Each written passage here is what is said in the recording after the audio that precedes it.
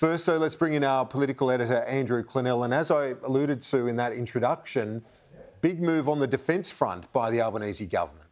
Yes, Kieran, the big story out of Canberra today is the announcement by Acting Prime Minister and Defence Minister Richard Marles of the extension of the term of General Angus Campbell as the head of the Defence Force for 2 more years and extending his Vice Chief David Johnston by the same period. We also have a new head of Navy, Mark Hammond. Interesting appointment in the wake of AUKUS, given he is an experienced submariner. And also announced new heads of the Army and Air Force, Simon Stewart and Robert Chipman, with Lieutenant General Burr in charge of Army during the SAS saga among those to depart. Whose idea was it to have all these appointments come up at the same time, just after an election? They were all due to expire in just a few days, on July 6.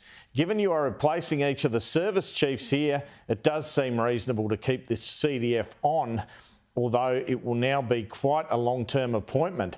6 years, as long as Angus Houston, another CDF who had his term extended early on in the life of the last Labor government. I guess another option would have been to give his deputy David Johnston the job, but the extension of General Campbell makes sense with a new government trying to maintain some continuity. And from some of the language that has come from the PM in Madrid overnight and the acting PM in Australia today, you really are seeing some continuity from the past federal government, despite Scott Morrison and Peter Dutton's arguments pre-selection that this government would be soft on China. The opening paragraph in the statement from Mr Marles around this announcement today, for example, has these lines: could have come from the last government. We arrive at a time which is strategically complex as any since the end of the Second World War in terms of our national security, but they also add, and the needs of our defence procurement. Richard Marles specifically pointed out today that it was good to have General Campbell continue while issues remained around submarine capability and also around the Brereton report into alleged war crimes in Afghanistan. I feel that we have been very lucky to have General Campbell in place whilst this really difficult issue has faced our country. And there remains work to be done in terms of the Brereton report, and we will continue working that through. And to that end, the extension of General Campbell's term, I think, is completely appropriate and will serve the nation well in the full implementation of the Brereton recommendations. We have seen a number of key procurements fall behind time. We do have real capability challenges facing the country, most significantly delivering the next generation of submarines. You know, to that end, I think it really is important that we have some continuity in respect of how we manage that through.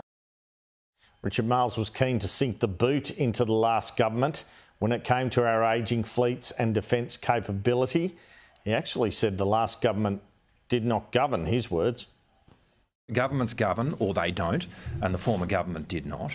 It is the responsibility of the former government that we have seen those procurements fall behind, and it's governments that procure. This new government, the Albanese government, intends to govern.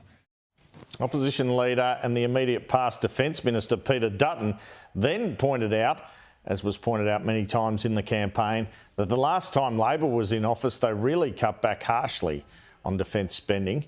He welcomed the extension of General Campbell as well, however. I think it's a great decision that Richard Marles has made as the Defence Minister to make the appointments that he's announced today. When Labor were in government, they reduced spending in defence to the lowest level since 1938. It was quite remarkable. And we have built up the spending and the investment in defence, not just in defence industry, and there's a big benefit here in South Australia because of the investment that we've made in defence industry, but we've put more money into the support, the equipment that our troops need, the training, the deployments, etc. Kieran also asked Richard Marles about the reliance of Australia on the US, and he claimed Australia was more than one-dimensional when it came to its security strategy. What do you say to the thesis that we are part of an unthinking alliance and that AUKUS reflects us being an arm of simply US strategic policy when, and if the CDF could comment on this as well, when we should have more capacity to defend ourselves on our own 2 feet, looking not just into the next few years but the next decade or beyond? The Albanese government will have a focus on sovereign capability, Australian sovereign capability. We do participate in an alliance with the United States. It is really important that we maintain those relationships, and it's not just with the United States. Through all of those relationships, including with the United States or a country like New Zealand, maintaining Australian sovereign capability is profoundly important.